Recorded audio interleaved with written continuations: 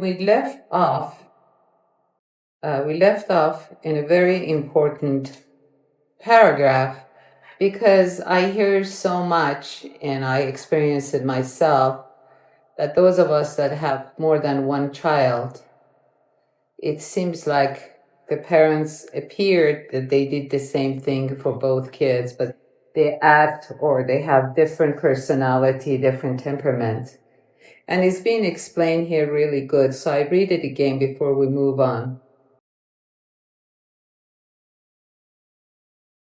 So here, not only are the parents and the environment of this life filling the vessel, the heart center, but through the subtle body or the mind, the old memories have also found lodging. So what are these old memories? The impression that we picked up during our lifetimes on earth. Whenever something leaves an impression on us, if you look back throughout your life, you remember them very clearly. Anything that left an impression on you, whether good or bad, hard or easy, if it left an impression, it has its own energy. So this is what they are talking about with memories. The child that was in its original state now begins to dream like others. Now let's take a moment here. This is us. This is every one of us that had that first cry in the hospital or in the house. Why is it called dreaming? Because the reality is unborn and undying, and the impressions are not permanent. They're only ideas, and ideas are not the essence. Here, let's ponder on it for a moment so they are not just pleasant words. Because the reality is unborn. Why is it unborn? Because it never had beginning or end. And the impressions are not permanent. They're only ideas, and the ideas are not the essence. So here, when we look in our life, we see that we are juggling ideas. Most of our days passes by juggling ideas. Now this has to start reversing itself, which means instead of juggling ideas, we release ideas. So we can see the invisible essence as who we are.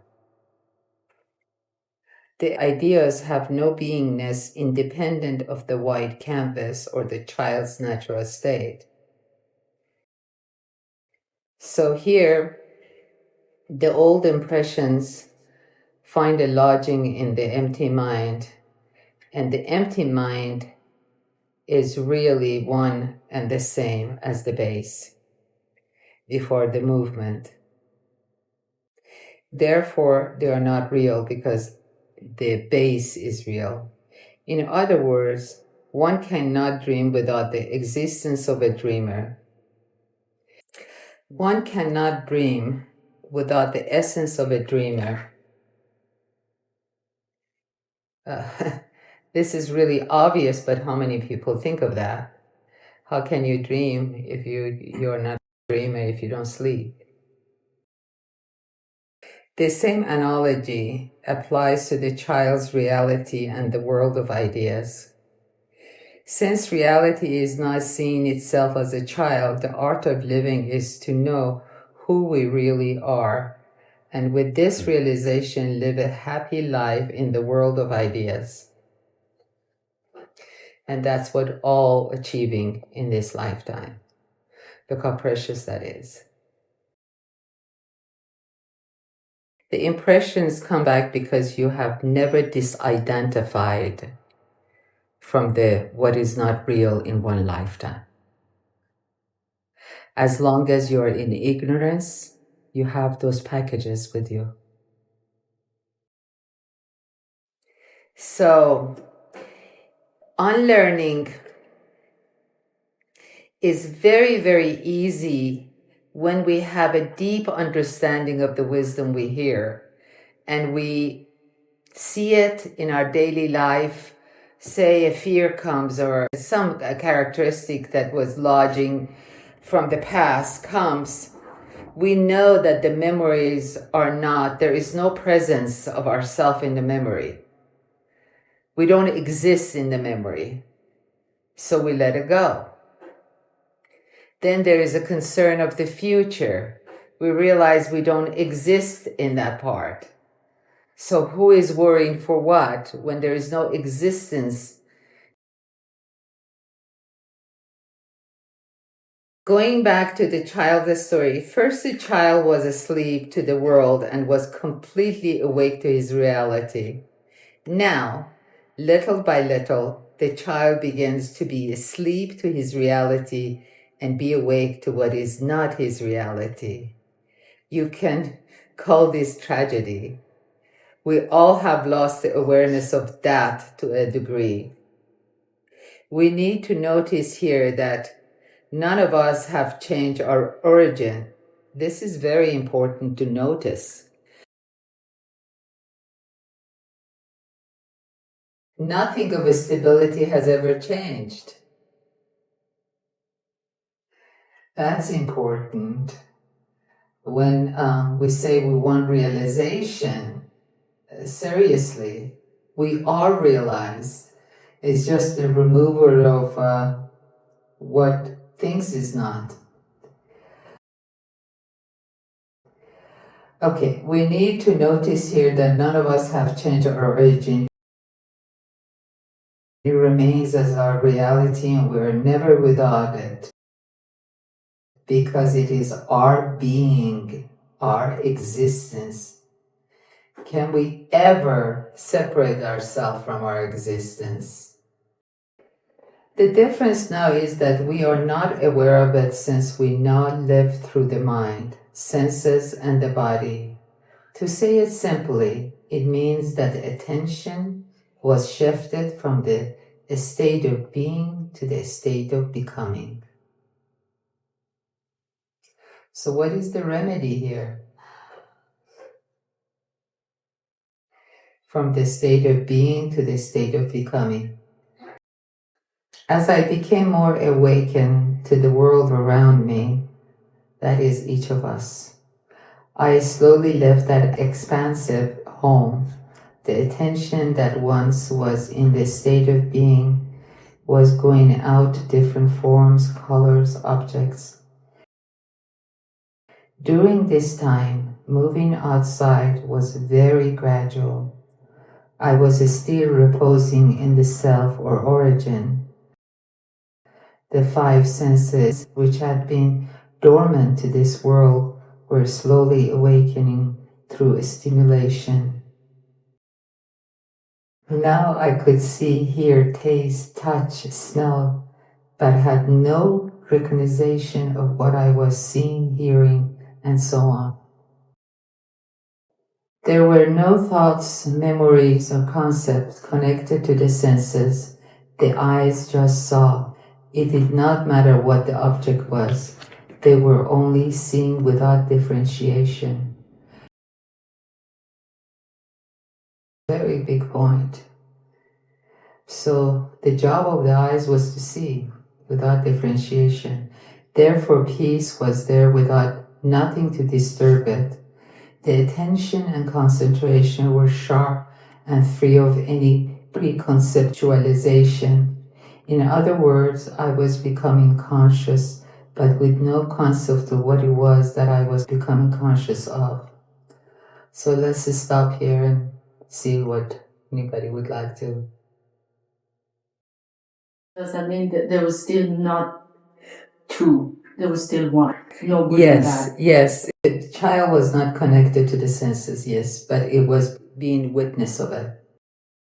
This, I mean, might be so obvious, but it just so reminds me of when you show us to watch something fully or to listen completely, and how it brings such a, I don't know, alignment. It just change, just is so peaceful in that moment. And it shows you how to use your senses. Yeah. Was there awareness before this consciousness? Yes, there was awareness before consciousness.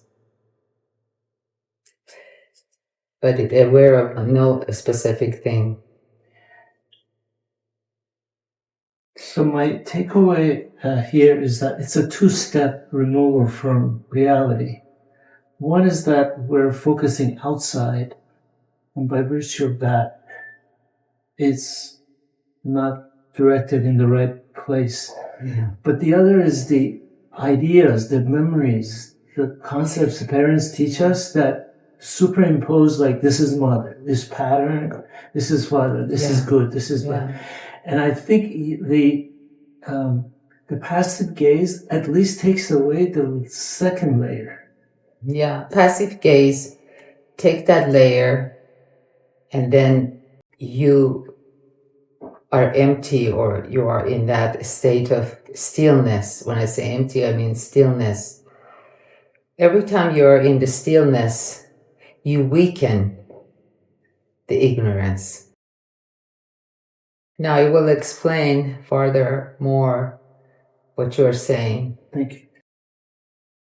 In the latest meditation that you allowed us to have, in that Wednesday, consciousness becomes conscious of itself. Is that what it's saying, Garrett? Yeah. No concept what it was. And with that, step by step, you have us shed everything. Yeah. And then consciousness is conscious of itself. Yeah, it's a very good example. You gave a hint while you were reading about differentiation, and it just made me realize that that's where the majority of my mental gymnastics come in, constantly trying to differentiate things. That's right. It's not you alone. It's universal. And differentiation is only is there because of memory, because you have something to compare it with. That's why the thoughts are not real, because they live in the memory and the files of memory, and existence is not in the memory. So that's another way of looking at it. Little by little, through the repetition of my name, that this is how the child is leaving home. Little by little, through the repetition of my name, the sounds were taking on familiarity without any effort or knowledge on my part. It just went on as it did. As the recognition of the words happened, a responsive movement or reaction accompanied it. For example, if my name was called, I looked toward the origin of the sound. In my parents' viewpoint, I knew my name, but what was in fact happening to me was that I was just becoming familiar with that sound. Slowly, the pure, undivided attention began to go toward many objects. I was bombarded with sounds, colors, and overwhelmed by many attractions. The new empty mind was having a heyday with all of it. My mind was like an unused sponge, soaking it all up. As it did this, the vessel started to fill. Now, what was happening was, whereas before the body would cry to be fed, now I could feel the hunger. I felt the hunger due to having a mind. I began to feel my body and my mind without identification to either one. Again, months went by. Now I knew that a few sounds had meaning for me. The sound of my name was not just a sound. I knew it was me that they were calling. I knew my mother is someone I am attached to. Is still no concept of title. The recycling of my parents' concepts of life was being given to me in abundance. The surrounding took on a new color. I started noticing my mother's reaction. Noticing and absorbing were a constant part of my life at that age.